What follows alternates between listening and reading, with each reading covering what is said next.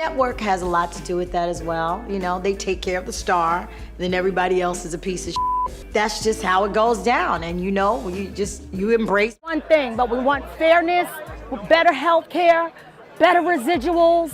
I literally get 1 cent residuals. Industry, they were all white. And I had a lot. So, Tyler Perry is in the hot seat yet again, and this time it's Tichina Arnold who's calling him out. It's not exactly breaking news that Tyler has been a magnet for criticism, ranging from claims of career sabotage to some pretty heavy accusations of being a Hollywood bigwig gone rogue. Despite Tyler's attempts to clear the air and deny these allegations, there seems to be a disconnect between what he says and what he does. And that's exactly why big names like Tichina aren't staying silent. Now, Tichina Arnold isn't just some newcomer trying to make a name for herself. She's a bona fide Hollywood veteran who's been it in the game for years. This incredibly talented Black actress has left her mark with some truly memorable roles in both movies and TV shows, making her a familiar face in many households. Remember the hit show Martin? Tichina was the force behind the vibrant and unforgettable Pamela James, turning the show into an undeniable classic. And who could overlook her role in Everybody Hates Chris? She absolutely owned the character of Rochelle Rock, the tough but hilarious mom, earning critical acclaim and spotlighting her serious acting chops. But Tichina's influence extends beyond just the camera flashes and red carpets. She's a true icon not only because of her talent, but also because of her long-standing career and her relentless advocacy for diversity and better opportunities for Black actors in Hollywood. She's all about making a real difference, pushing the boundaries of what it means to be an actress and an activist. The thing is, despite all her fame and success, Tichina Arnold is facing some pretty tough challenges. We're talking serious issues like being underpaid, which she is definitely not keeping quiet about. She's out there advocating for better healthcare, fair residuals, and equal treatment for Black actors, transforming her words into action by actively demanding significant changes in the industry. And boy, does she shed light on some of the less glamorous parts of Hollywood. The big headline is famous actors getting underpaid is a real problem. Tichina even revealed that she received a residual check that amounted to a whopping $0. She pointed out that the paper it was printed on was worth more than the residual itself. One thing, but we want fairness, better health care, better residuals. I literally get 1 cent residuals. Because of these ongoing struggles, it's not just her professional life that's taken a hit. She's been battling through depression for 2 years and facing a bunch of other personal challenges. So the burning question remains, when will folks like Tyler Perry stop getting in the way and causing others to suffer both professionally and personally? For instance, remember how Tyler Perry reportedly let go of a bunch of writers because he wasn't willing to cough up what they deserved? So after it at the box office, Tyler Perry made his way to TV with the hit sitcom House of Pain. But when it came to scoring a sweet syndication deal and a spin-off named Meet the Browns, things got messy. According to Deadline, Perry gave the boot to 4 writers asking for union contracts, stirring up drama in the industry. It was not a good look. I feel like I was slapped in the face like we were used, writer Terry Brown Jackson told Deadline. We were good enough to create over 100 episodes, but now when it comes to reaping the benefits of the show being syndicated and having other spin-offs from it, he decides to let us go unless we accept a horrible offer. Kelly Griffin, the head writer for House of Pain, said she wasn't going down without a fight. While I'd like to see something positive come out of this for us, if this fight helps future Black writers get what they deserve, that's a good thing. But what was Perry's response? He claimed he's writing everything himself now, but his union issues didn't stop there. In 2015, actor unions SAG-AFTRA and Actors Equity went all in, banning their members from Perry's play Medea on the Run because his production company wouldn't sign those union contracts. And who can forget about the infamous battle between Tyler and Monique? She's been shouting from the rooftops about Tyler's alleged mistreatment towards her for what feels like forever. The drama started way back in 2009 when Monique starred in Precious, a movie produced by OPR and Tyler Perry, and directed by Lee Daniels. The real beef kicked off when OPR and Tyler decided Monique should hit the press circuit for the film without any paycheck. Monique wasn't having it and straight up said, "No, not in my contract."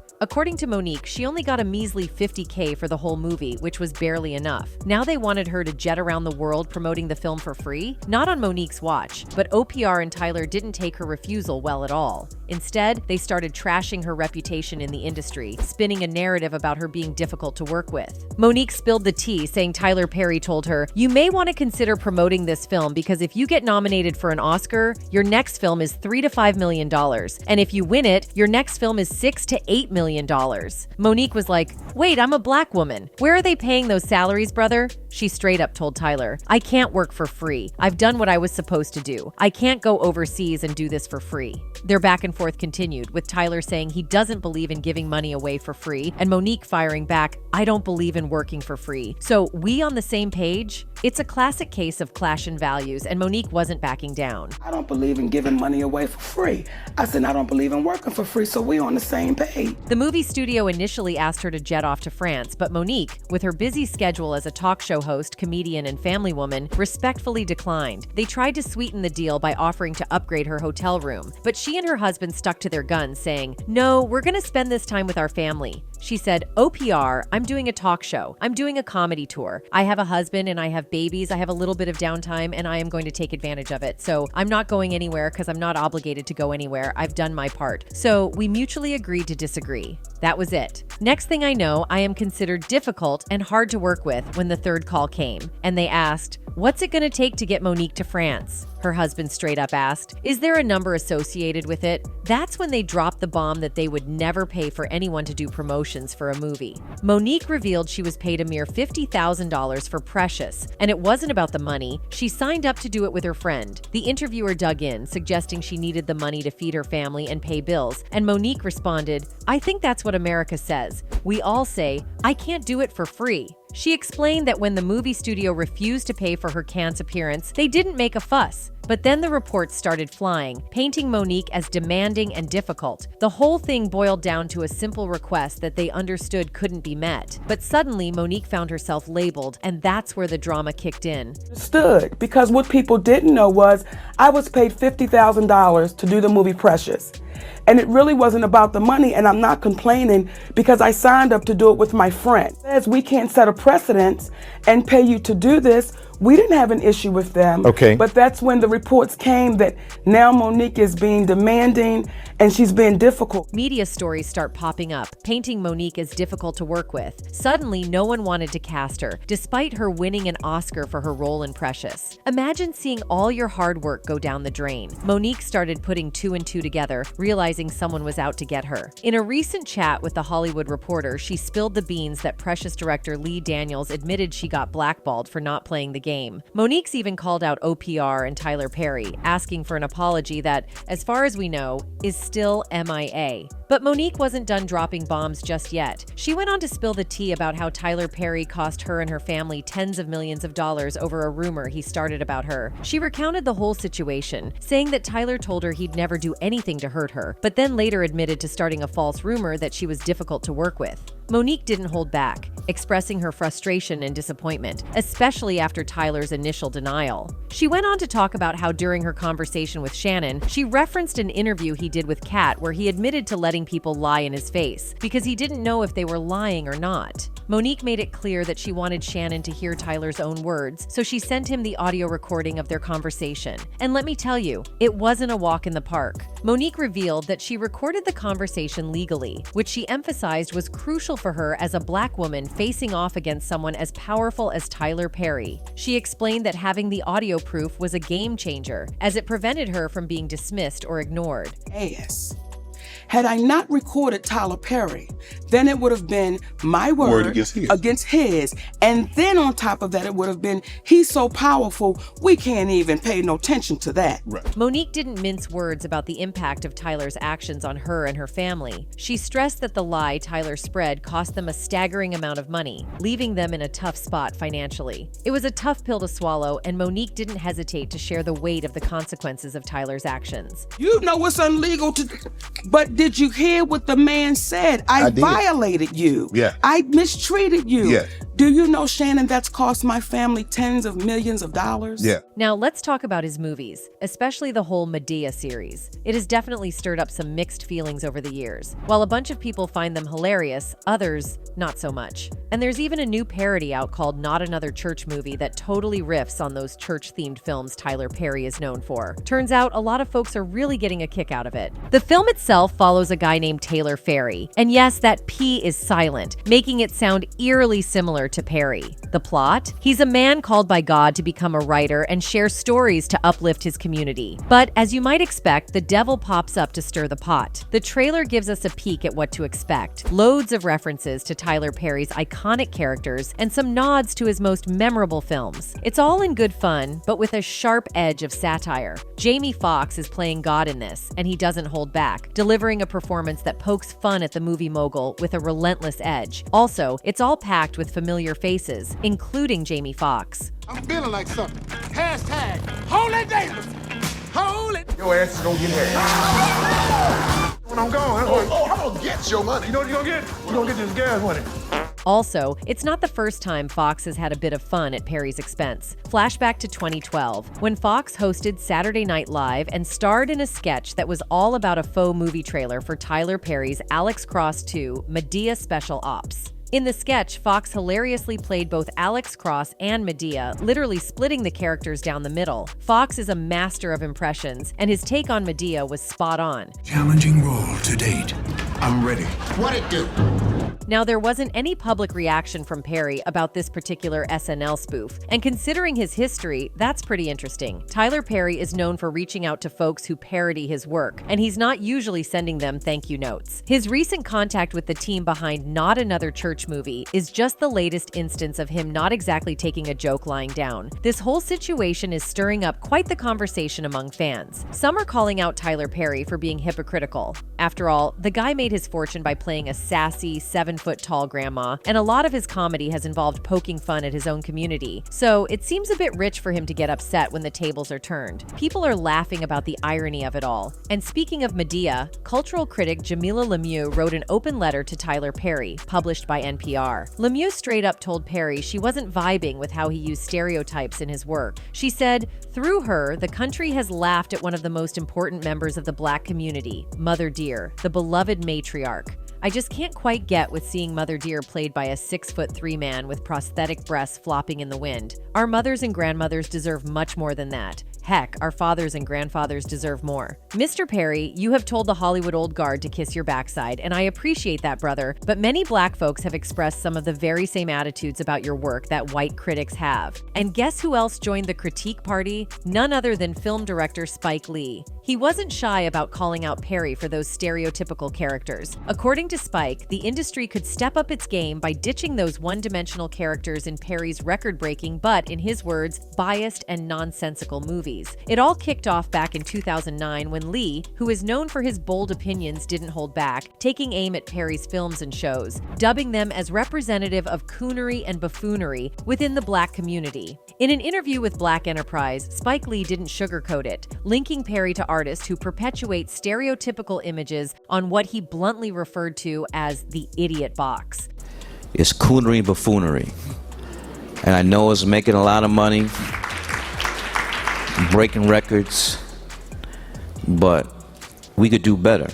A lot of this is on us. You know, you vote with your pocketbook, your wallet, you vote with your time, sitting in front of the idiot box. While he gave props to Perry for being savvy and knowing how to pull in a crowd. I mean, let's face it, Perry's got a massive fan base, and he's no dummy when it comes to making content that people eat up. But here's the thing, Spike wasn't exactly thrilled with the image Perry's movies and shows were putting out there about African Americans. He kind of called him out for pandering to what would get big ratings, even if it meant reinforcing stereotypes. Spike, on the other hand, was all about making movies that celebrated Black culture without falling into those tired old tropes. Sure, maybe Maybe his stuff didn't always rake in the big bucks at the box office, but he was proud of the stories he told. To him, it was all about giving love and respect to his community through his art. Now, Tyler Perry didn't hold back, and he fired back at Spike Lee. It was 2009, and Perry was on 60 Minutes when they asked him about Spike's criticism of his work, and Perry didn't mince words. He straight up said he was sick and tired of hearing about Spike Lee. Like, really sick of it. He even went as far as saying Spike could go straight to hell. I will punch the hell out of you. Say something else. That is my answer to Spike Lee. Go to hell. Perry wasn't having any of Spike's critiques, especially when it came to being called out for coonery and buffoonery. He basically told Spike to zip it and stop talking smack about him and other big names like OPR and Clint Eastwood. "I'm so sick of hearing about damn Spike Lee," he replied. "Spike can go straight to hell. You can print that. I am sick of him talking about me. I am sick of him saying, 'This is a coon. This is a buffoon,'" he declared. He talked about Whoopi. He talked about OPR. He talked about me. He talked about Clint Eastwood. Spike needs to shut the hell up. Even though Tyler Perry clapped back at Spike, fans are chiming in and saying Spike might have a point after all. Even folks in the industry are talking about it. They're saying Tyler's casting and the way he portrays characters can sometimes lean into stereotypes pretty hard. Take Chris Rock, for example. He pointed out a pattern in Perry's movies. Rock noticed there's not a whole lot of kind and respectful black-skinned boyfriends in Perry's films. To drive his point home, he brought up Tupac Shakur, saying Perry's films could use a bit more variety in character representation. He said Tupac might be a political leader if he was alive, but then again, Tupac might be in a Tyler Perry movie right now, so you don't know.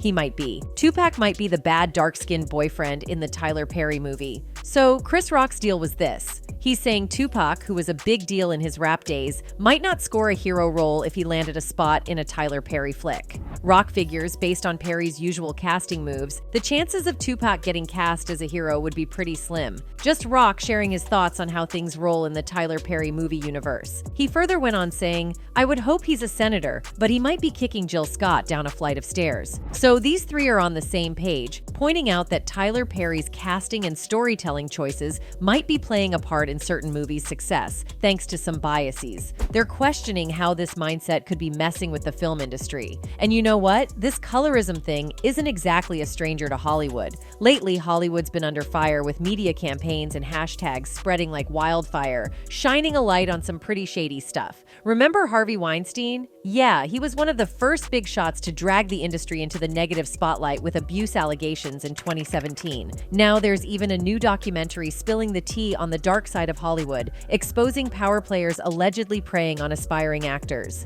Fast forward to the #MeToo movement, and Hollywood's hit with scandals left and right. Kevin Hart stepped down as the Oscars host in 2019 over past homophobic tweets, and the #Oscars So White campaign is calling for more diversity and recognition for people of color and marginalized communities. So Hollywood's reputation has been significantly tarnished, and the Hollywood's glittering walk of fame more like a lackluster stroll of shame without those stars. Let's flash back to a February afternoon in 1940s America when actress Hattie McDaniel rocked the house by snagging the Oscar for Best Supporting Actress in Gone with the Wind. It was a historic win, making her the first African American to bag this prestigious film award. Sounds like a party, right? Well, not really. I sincerely hope I shall always be a credit to my race and to the motion picture industry.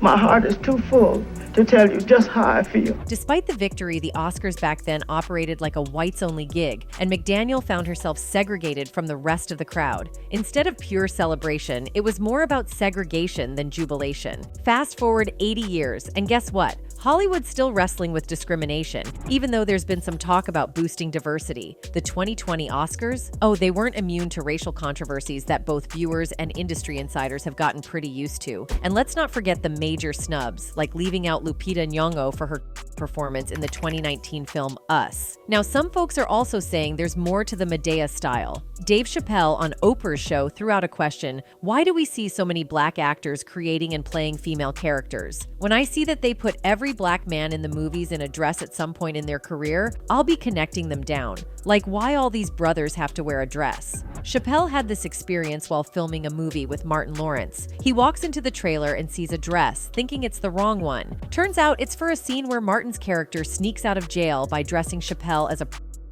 Chappelle's like, nah, I'm not doing that. It wasn't in the discussion. They try to pressure him, saying it's a hilarious bit, but he stands his ground, saying he doesn't need a dress to be funny. The whole thing gets intense with writers, directors, and producers pushing, but Chappelle sticks to his. In the end, they come up with a new scene without the dress, and he's left wondering, how did you write that so fast? Dave just didn't vibe with it, not because wearing a dress is an issue on its own, but because he felt the industry was trying to corner black artists into doing whatever it took for success. They kept hounding him until they figured out he wouldn't budge. Dave revealed this whole experience was an eye-opener. It took being told to wear a dress for him to connect the dots and realize this wasn't just his struggle. Lots of other black men had been asked to do the same. Martin Lawrence rocked it in Big Mama's House. Eddie Murphy pulled it off in the Nutty Professor series, and Jamie Foxx left a mark with his unforgettable Ugly Wanda on In Living Color. Then you've got the Wayans brothers trying their hand at it with White Chicks. And we can't forget the less successful Juwanna Mann. But Tyler Perry fired back at Dave Chappelle in an interview saying, "Look, Chappelle is one of the smartest guys I've ever seen, not just in comedy but in deep thinking. If that's how it rolls in Hollywood, cool. But that ain't my story. Nobody told me to wear that dress but me. It's my $2 billion franchise, and it's always been my choice. I've done 19 movies since then, all by my own call. Maybe it's different for others, but for me, it's like putting on a work uniform. I'm not a guy who enjoys wearing a dress, but as an actor, it's a costume. It's like someone going to Walmart. You put on your uniform. For me, it's about putting on that uniform, going out, making people laugh, lifting them up, and giving them some encouragement. That's how I see it." That's not my case, right? Nobody owned that dress. Right. But me. That's right. Nobody told me. It's a $2 billion franchise. Nobody told me to put it on. That's right. Nobody makes me put it on. So, what do you guys think of all this? Let us know in the comments below, and we'll catch you in the next video.